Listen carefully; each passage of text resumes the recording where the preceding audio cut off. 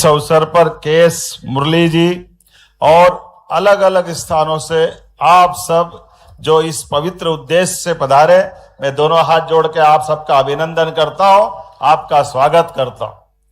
बाबा महाकाल की धरती, कालों के काल महाकाल, और सच में ये जो समय की धरती है हमारे लिए जन्म के साथ मृत्यु तक सबका समय नियत है, और उस नियत समय में हम अपने जीवन काल के माध्यम से इन सारी चीजों के बीच एक अज्ञात समय निर्धारण के साथ भी गुजरते हैं, और कई बार काल और समय के साथ जब बात करते हैं तो काल को यम से भी जोड़ लेते हैं, और यम से जोड़ने के इतर समय मतलब जीवन भी तो है, और इसीलिए जीवन मतलब देवता, और देवता ने सबको जन्म दिया है।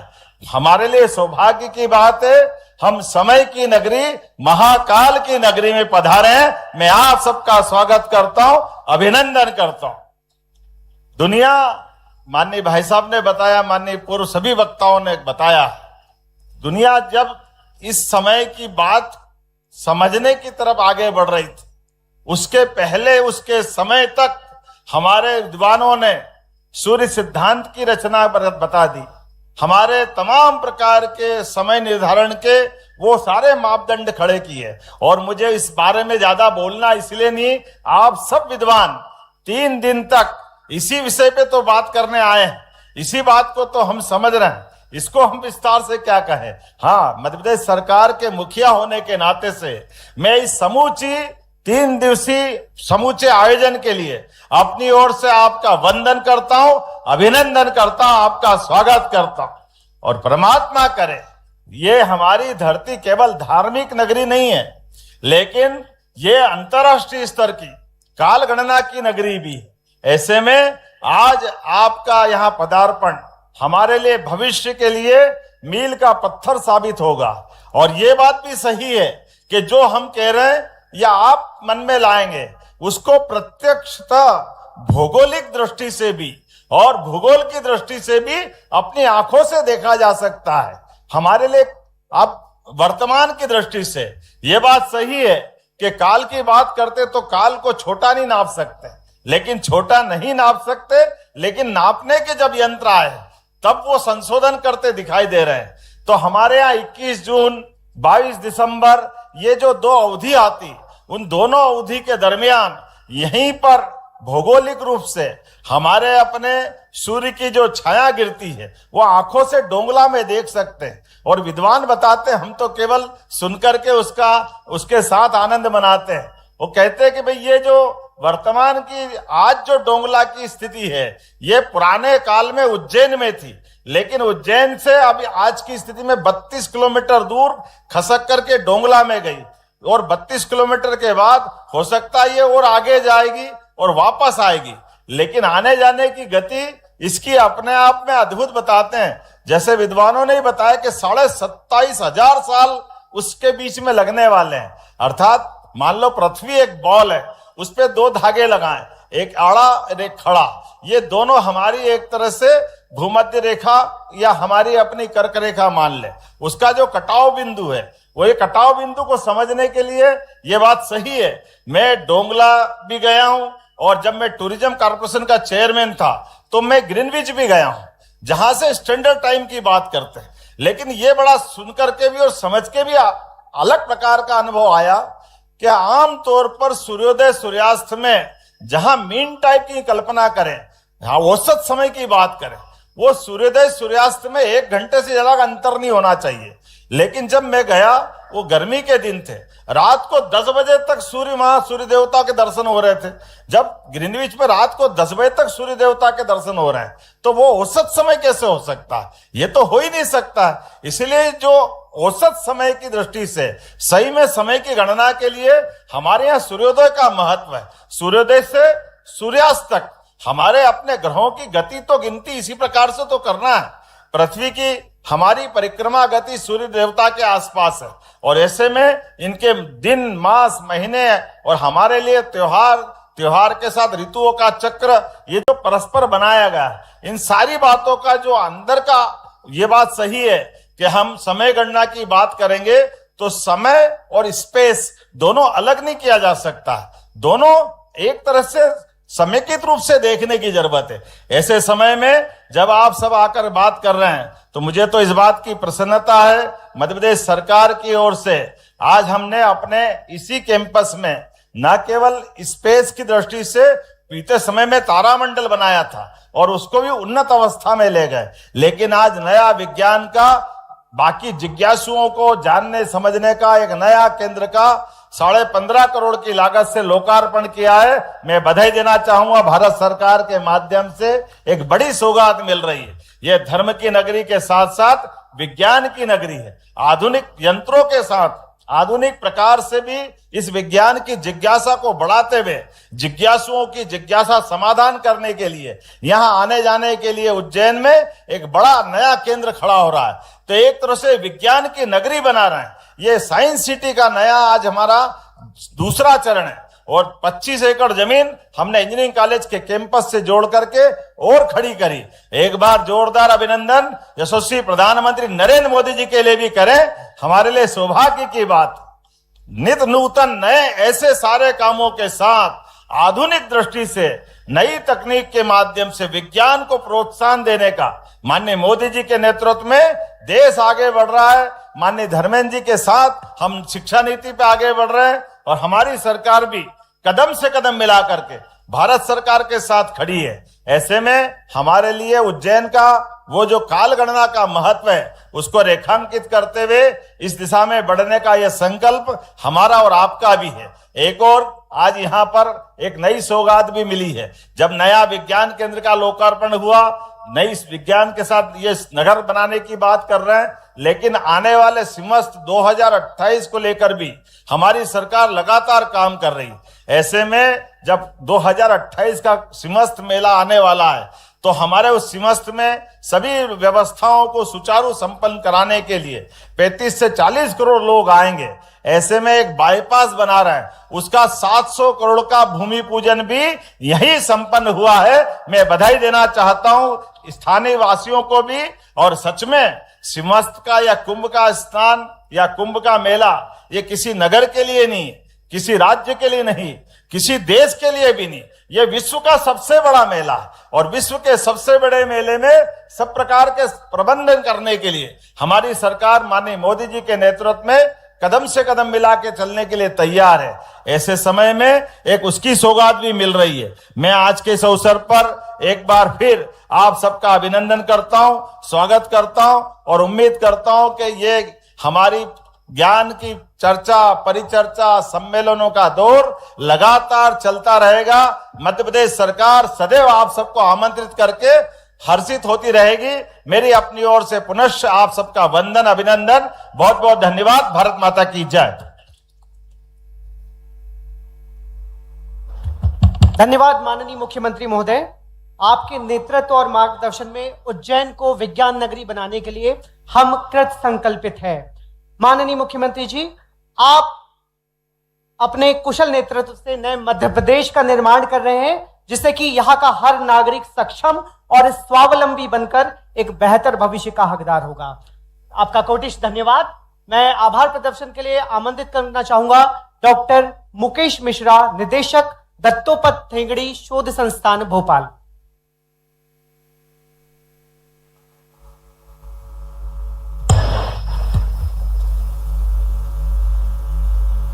सभी को नमस्कार। ऐसी दिखता है आपके अद्वितीय नेतृत्व, संकल्पों की शक्ति, नीतियों ने मध्य प्रदेश को अभ्युदय मध्य प्रदेश के रूप में नई पहचान दी है। आमंत्रित करना चाहेंगे हमारे लोकप्रिय, यशस्वी, दूरदर्शी, कर्मठ नेतृत्वकर्ता हमारे मुख्यमंत्री महोदय को।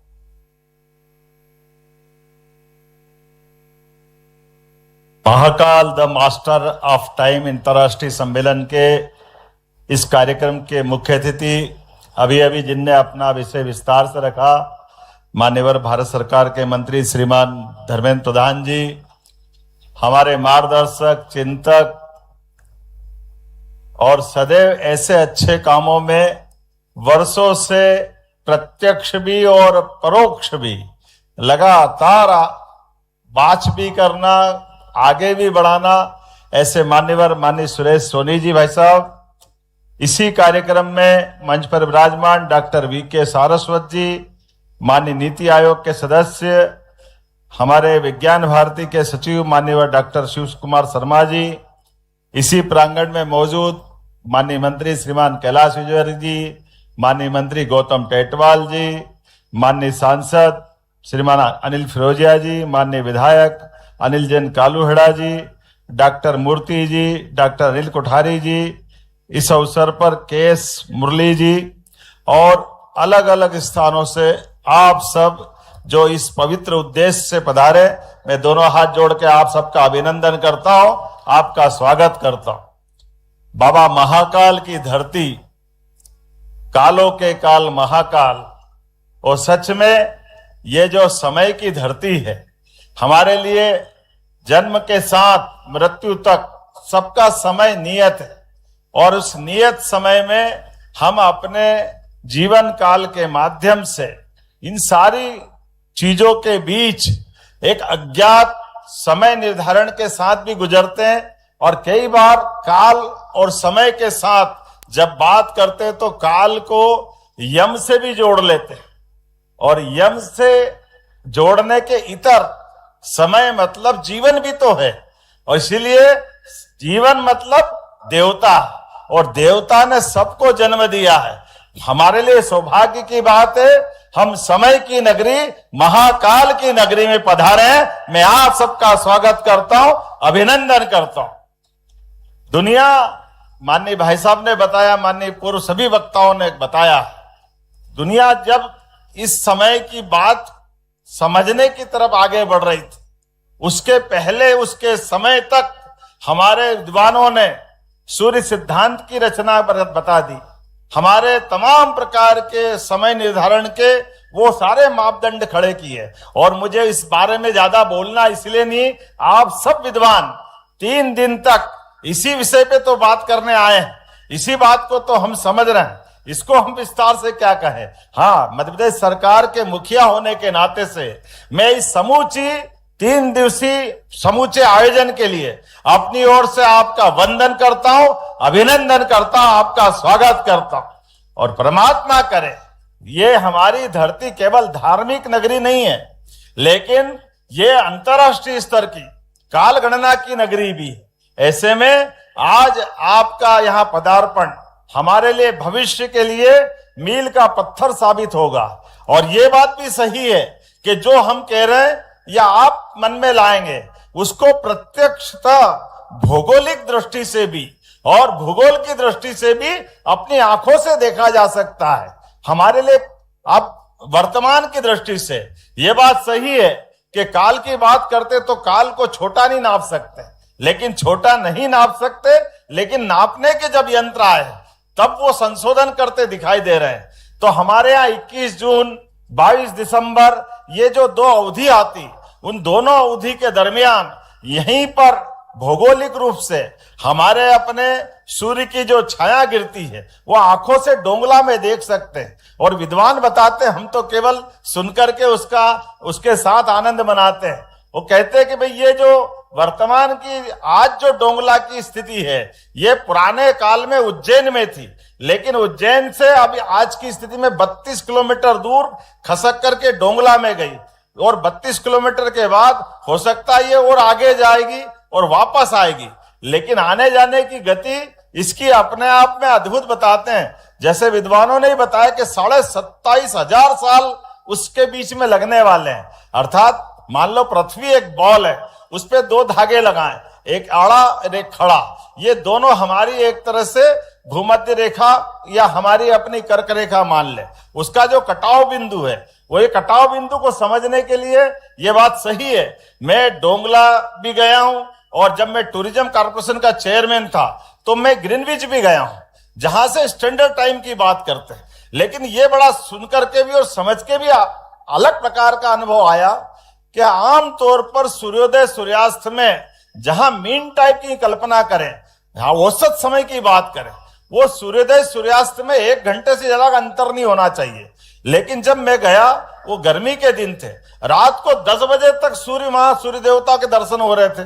जब ग्रीनविच में रात को 10 बजे तक सूर्य देवता के दर्शन हो रहे हैं, तो वो औसत समय कैसे हो सकता है? ये तो हो ही नहीं सकता। इसलिए जो औसत समय की दृष्टि से सही में समय की गणना के लिए हमारे यहाँ सूर्योदय का महत्व है। सूर्योदय से सूर्यास्त तक हमारे अपने ग्रहों की गति तो गिनती इसी प्रकार से तो करना है। पृथ्वी की हमारी परिक्रमा गति सूर्य देवता के आसपास है, और ऐसे में इनके दिन, मास, महीने और हमारे लिए त्योहार के साथ ऋतुओं का चक्र, ये जो परस्पर बनाया गया है, इन सारी बातों का जो अंदर का ये बात सही है कि हम समय गणना की बात करेंगे तो समय और स्पेस दोनों अलग नहीं किया जा सकता। दोनों एक तरह से समेकित रूप से देखने की जरूरत है। ऐसे समय में जब आप सब आकर बात कर रहे हैं, तो मुझे तो इस बात की प्रसन्नता है, मध्य प्रदेश सरकार की ओर से आज हमने अपने इसी कैंपस में न केवल स्पेस की दृष्टि से बीते समय में तारामंडल बनाया था और उसको भी उन्नत अवस्था में ले गए, लेकिन आज नया विज्ञान का, बाकी जिज्ञासुओं को जानने समझने का एक नया केंद्र का 15.5 करोड़ की लागत से लोकार्पण किया है। मैं बधाई देना चाहूंगा, भारत सरकार के माध्यम से एक बड़ी सौगात मिल रही है। यह धर्म की नगरी के साथ साथ विज्ञान की नगरी है। आधुनिक यंत्रों के साथ आधुनिक प्रकार से भी इस विज्ञान की जिज्ञासा को बढ़ाते हुए जिज्ञासुओं की जिज्ञासा समाधान करने के लिए यहां आने जाने के लिए उज्जैन में एक बड़ा नया केंद्र खड़ा हो रहा है। तो एक तरह से विज्ञान की नगरी बना रहे हैं। ये साइंस सिटी का नया आज हमारा दूसरा चरण है, और 25 एकड़ जमीन हमने इंजीनियरिंग कॉलेज के कैंपस से जोड़ करके और खड़ी करी। एक बार जोरदार अभिनंदन यशस्वी प्रधानमंत्री नरेंद्र मोदी जी के लिए भी करें। हमारे लिए सौभाग्य की बात, नित नूतन नए ऐसे सारे कामों के साथ आधुनिक दृष्टि से नई तकनीक के माध्यम से विज्ञान को प्रोत्साहन देने का माननीय मोदी जी के नेतृत्व में देश आगे बढ़ रहा है। माननीय धर्मेंद्र जी के साथ हम शिक्षा नीति पे आगे बढ़ रहे हैं, और हमारी सरकार भी कदम से कदम मिला करके भारत सरकार के साथ खड़ी है। ऐसे में हमारे लिए